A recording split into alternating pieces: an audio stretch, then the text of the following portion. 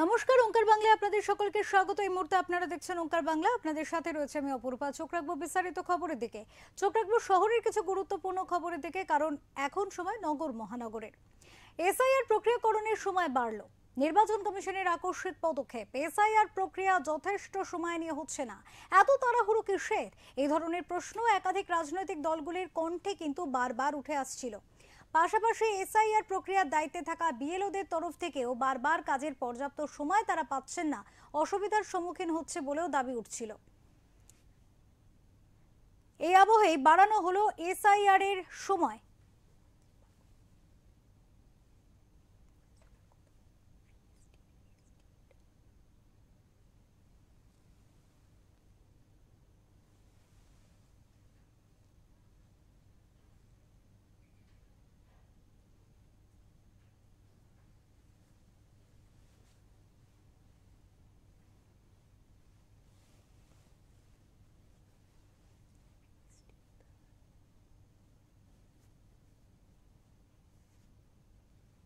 পিছিয়ে গেল এসআইআর এর প্রক্রিয়া।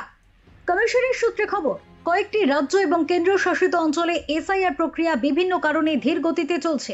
সে কারণেই এই সিদ্ধান্ত নিতে বাধ্য হয়েছে কমিশন। আগে বলা হয়েছিল ৪ঠা ডিসেম্বরের মধ্যে এনুমারেশন ফর্ম নির্বাচন কমিশনের ওয়েবসাইটে আপলোড করার প্রক্রিয়া সম্পন্ন করতে হবে। ৯ ডিসেম্বর খসড়া ভোটার তালিকা প্রকাশ করা হবে এবং ২০২৬ সালের ৭ ফেব্রুয়ারি প্রকাশিত হবে চূড়ান্ত ভোটার তালিকা। রবিবার একটি বিজ্ঞপ্তি জারি করে কমিশন এই প্রক্রিয়াগুলি ৭ দিন করে পিছিয়ে দিয়েছে। ৪ঠা ডিসেম্বরের মধ্যে যেখানে কমিশনের ওয়েবসাইটে ভোটারদের এনুমারেশন ফর্মে তথ্য আপলোড করার কাজ শেষ করার কথা ছিল, সেখানে তার ৪ দিন আগে কমিশন কেন এই সিদ্ধান্ত নিল তা নিয়ে প্রশ্ন উঠেছে। রবিবার কমিশন এই বিজ্ঞপ্তি ঘোষণার পরেই সরব হয় তৃণমূল, সিপিএম, কংগ্রেসের মতো বিরোধী দলগুলি। এসআইআর প্রক্রিয়া দেশে শুরু হওয়ার পর থেকেই তারা অভিযোগ করেছে, কয়েক মাসের মধ্যে এতগুলি রাজ্য ও কেন্দ্রীয় শাসিত অঞ্চলে এই প্রক্রিয়া সম্পন্ন করা সম্ভব নয়, তাতে কারচুপি হতে পারে বলেও আশঙ্কা প্রকাশ করেছে দলগুলি। প্রসঙ্গত উল্লেখ্য, কমিশনের বিজ্ঞপ্তিতে বলা হয়েছে এনুমারেশন ফর্ম জমা নেওয়া এবং কমিশনের ওয়েবসাইটে আপলোড করার প্রক্রিয়া শেষ করতে হবে ১১ই ডিসেম্বরের মধ্যে। তার মধ্যে বুথ ব্যবস্থাপনাও সেরে ফেলতে হবে। ১২ই ডিসেম্বর থেকে ১৫ই ডিসেম্বর পর্যন্ত চলবে খসড়া ভোটার তালিকা প্রস্তুত করার কাজ। খসড়া ভোটার তালিকা প্রকাশ করা হবে ১৬ই ডিসেম্বর মঙ্গলবার। তারপর সেই তালিকা সংক্রান্ত যাবতীয় অভিযোগ, আপত্তি কমিশনে জানানো যাবে ১৫ই জানুয়ারি পর্যন্ত।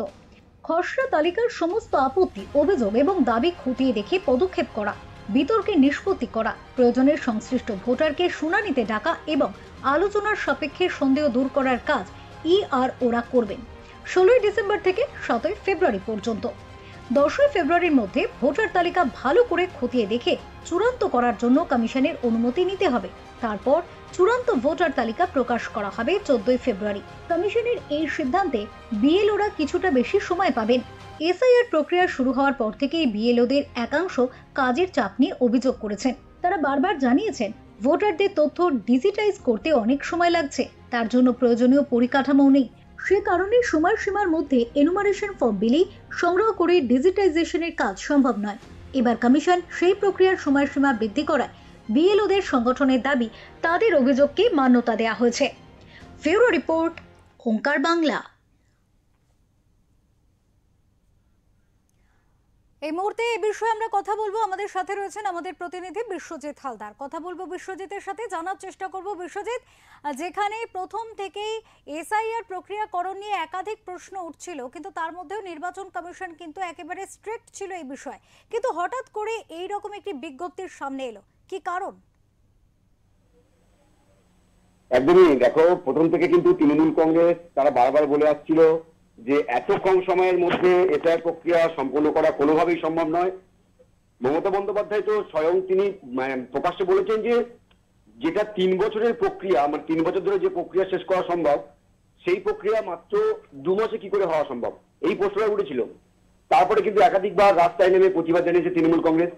তবে অভিষেক বন্দ্যোপাধ্যায় যে ১০ জনের একটা প্রতিনিধি দল তৈরি করে দিয়েছিল, সেই দল কিন্তু নির্বাচন কমিশনের যে কেন্দ্রীয় যে নির্বাচন কমিশনের দপ্তর রয়েছে, সেখানে তারা কিন্তু ৫টা প্রশ্নবান নিয়ে পৌঁছে গিয়েছিল নির্বাচন কমিশনের কাছে।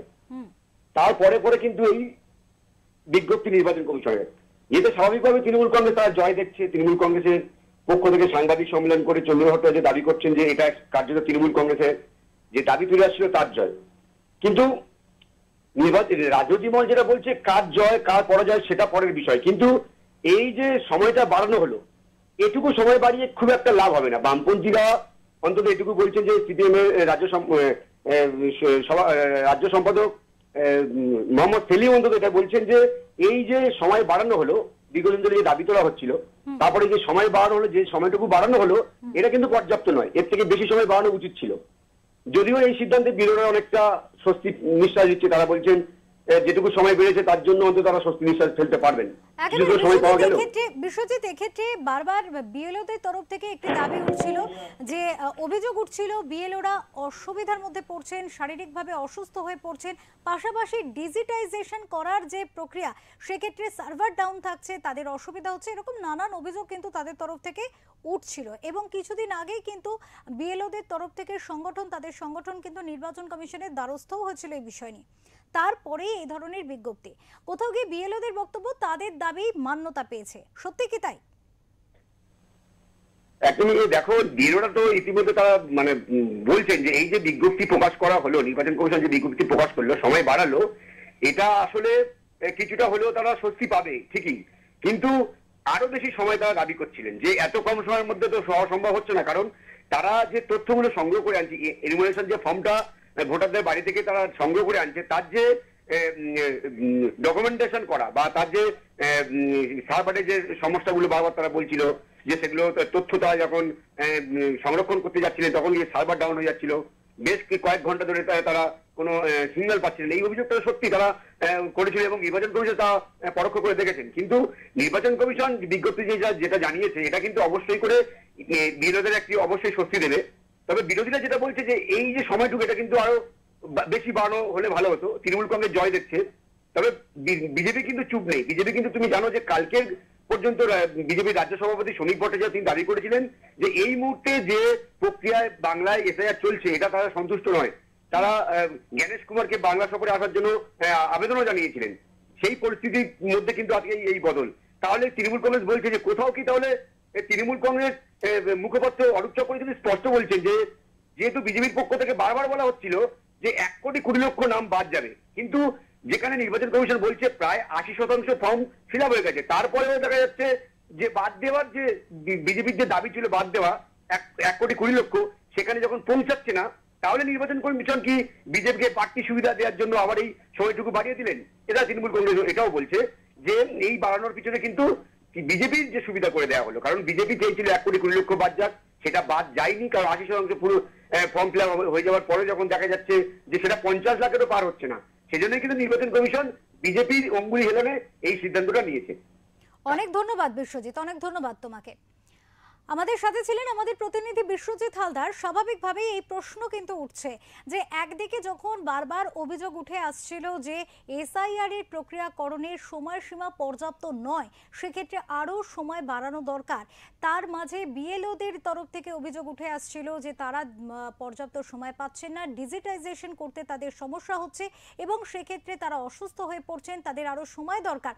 সেই সার্বিক আবহে কিন্তু যখন ইলেকশন কমিশন অর্থাৎ নির্বাচন কমিশন যখন এবার সময়সীমা বাড়িয়ে দিয়েছে, তখনও কিন্তু বিরোধী দলগুলির তরফ থেকে এই প্রশ্নচিহ্ন তোলা হচ্ছে যে বিজেপির তরফ থেকে যেমনটা বলা হয়েছিল যে 1,20,00,000 মানুষের নাম বাদ যাবে ভুয়ো ভোটার হিসেবে, সেক্ষেত্রে গিয়ে 80%, অন্যদিকে নির্বাচন কমিশন যখন বলছে 80% কমপ্লিট হয়ে গিয়েছে, সম্পূর্ণ হয়ে গিয়েছে, অথচ দেখা যাচ্ছে সেই বাদ যাওয়া ভোটারের তালিকা প্রায় 1,20,00,000-কে পৌঁছয়নি। তাহলে কি নির্বাচন কমিশন বিজেপিকে সেই বিজেপির দাবিকে কোথাও গিয়ে সম্পূর্ণ করার জন্য বা সিদ্ধ করার জন্য কি এই ধরনের সময়সীমা বাড়াচ্ছে? এমনটাই কিন্তু বিরোধীদের গলায় আবারও সুর শোনা যাচ্ছে।